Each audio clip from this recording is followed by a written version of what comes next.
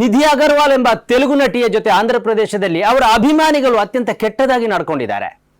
ಅವರ ಮೈ ಮುಟ್ಟಿದ್ದಾರೆ, ಕಿರುಕುಳ ನೀಡಿದ್ದಾರೆ. ದಿ ರಾಜಾ ಸಾಬ್ ಎಂಬ ಸಿನಿಮಾದ ಸಹನಾ ಸಹನಾ ಎಂಬ ಹಾಡಿನ ಲಾಂಚ್ ಕಾರ್ಯಕ್ರಮದಲ್ಲಿ ಭಾಗವಹಿಸಿ ಮರಳುವ ಸಂದರ್ಭದಲ್ಲಿ ಈ ಘಟನೆ ನಡೆದಿದೆ. ಕೊನೆಗೆ ಅವರನ್ನು ಕಷ್ಟಪಟ್ಟು ಕಾರಲ್ಲಿ ತಂದು ಕೂರಿಸುವ ವಿಡಿಯೋ ಕೂಡ ಬಿಡುಗಡೆಗೊಂಡಿದೆ.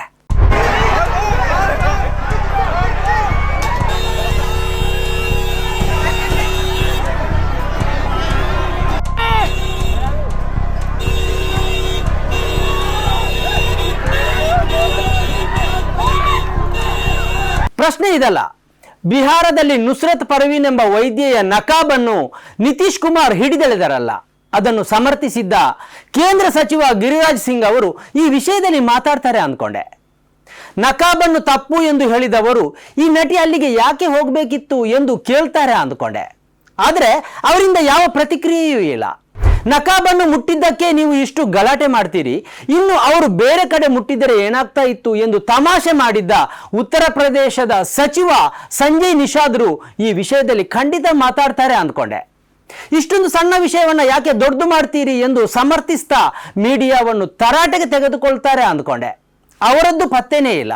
ನಿತೀಶ್ ಕುಮಾರ್ ಅವರ ವರ್ತನೆಯನ್ನ ತಮಾಷೆಯಿಂದ ನೋಡಿದ್ದ ಬಿಜೆಪಿ ನಾಯಕರಲ್ಲಿ ಒಬ್ಬರು ನಿಧಿ ಅಗರ್ವಾಲ್ ಪ್ರಕರಣವನ್ನು ತಮಾಷೆಯಾಗಿ ನೋಡ್ತಾನೇ ಇಲ್ಲ. ನಕಾಬನ್ನು ಸಮಸ್ಯೆಯಾಗಿ ನೋಡಿದವರು ನಿಧಿ ಅಗರ್ವಾಲ್ ವಿಷಯದಲ್ಲಿ ಗಾಢ ಮೌನದಲ್ಲಿದ್ದಾರೆ. ವೀಕ್ಷಕರೇ, ಇದು ಎಡಿಟರ್ ಸ್ಪೆಕ್.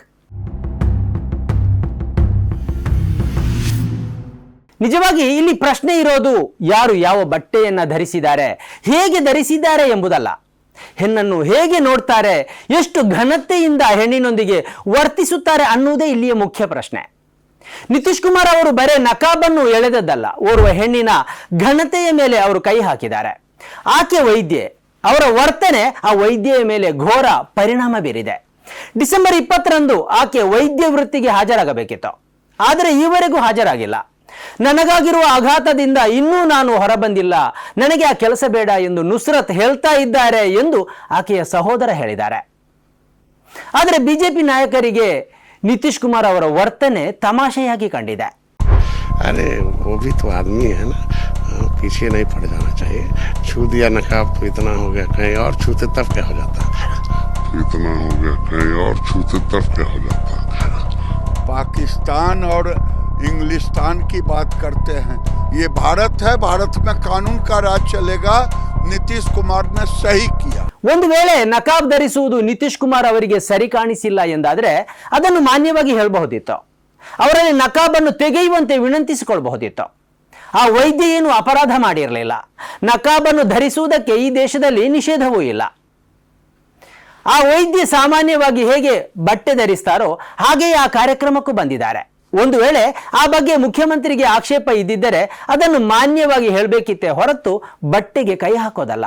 सौम्या कुमारी, माननीय मुख्यमंत्री जी अपने हाथों से नियुक्ति पत्र देके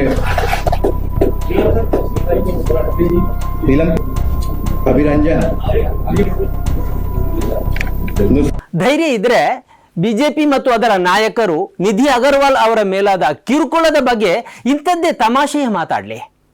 ಮುಸ್ಲಿಂ ಮಹಿಳೆಯಾಗಿರುವ ಕಾರಣದಿಂದಲೇ ಬಿಜೆಪಿ ನಾಯಕರು ಅದನ್ನು ತೀರಾ ಲೈಟ್ ಆಗಿ ತೆಗೆದುಕೊಂಡಿದ್ದಾರೆ, ತಮಾಷೆಯ ವಸ್ತುವಾಗಿ ಪರಿವರ್ತಿಸಿದ್ದಾರೆ. अरे वो भी तो आदमी है ना, पीछे नहीं पड़ जाना चाहिए. छू दिया नकाब तो इतना हो गया, कहीं और छूते तब क्या हो जाता. ನಕಾಬ ಮುಟ್ಟಿದ್ದಕ್ಕೆ ನೀವಿಷ್ಟು ಗಲಾಟೆ ಮಾಡ್ತೀರಿ, ಆದರೆ ಅವರು ಬೇರೆಲ್ಲಾದರೂ ಮುಟ್ಟಿದರೆ ಏನಾಗ್ತಾ ಇತ್ತು ಎಂದು ಹೇಳುವಷ್ಟು ಅವರು ಸಹಜವಾಗಿ ವರ್ತಿಸಿದ್ದಾರೆ. ನಿಜವಾಗಿ ನಿಧಿ ಅಗರ್ವಾಲ್ ಘನತೆಗೆ ಕುಂದಾಗುವಂತೆ ನಾಗರಿಕರು ನಡ್ಕೊಂಡಿರುವುದು ಎಷ್ಟು ಖಂಡನೀಯವೋ ನುಸ್ರತ್ ಪರ್ವೀನ್ ಅವರ ಜೊತೆ ಮುಖ್ಯಮಂತ್ರಿ ನಡ್ಕೊಂಡಿರುವುದು ಕೂಡ ಅಷ್ಟೇ ಖಂಡನೀಯ.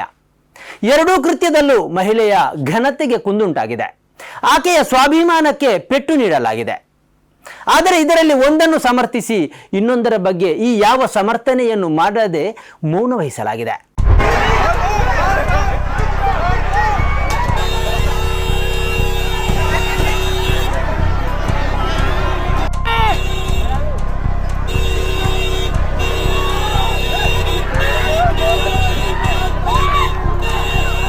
ಈ ಸಂದರ್ಭದಲ್ಲಿ ಜಾವೇದ್ ಅಖ್ತರ್ ಅವರ ಟ್ವೀಟ್ ಬಹಳ ಪ್ರಾಮುಖ್ಯತೆಯನ್ನು ಪಡೆಯುತ್ತೆ. ನಾನು ಪರ್ದಾದ ವಿರೋಧಿ ಅನ್ನೋದು ಎಲ್ರಿಗೂ ಗೊತ್ತು. ಇದರ ಅರ್ಥ ಮುಸ್ಲಿಂ ವೈದ್ಯೆಯ ಜೊತೆ ನಿತೀಶ್ ಕುಮಾರ್ ನಡ್ಕೊಂಡದ್ದು ಸರಿ ಎಂದಲ್ಲ. ನಾನಿದನ್ನು ಪ್ರಬಲವಾಗಿ ಖಂಡಿಸುತ್ತೇನೆ. ನಿತೀಶ್ ಕುಮಾರ್ ಅವರು ನಿಶ್ಶರ್ಥವಾಗಿ ಆ ಮಹಿಳೆಯೊಂದಿಗೆ ಕ್ಷಮೆ ಯಾಚಿಸಬೇಕು ಎಂದವರು ಟ್ವೀಟ್ ಮಾಡಿದ್ದಾರೆ.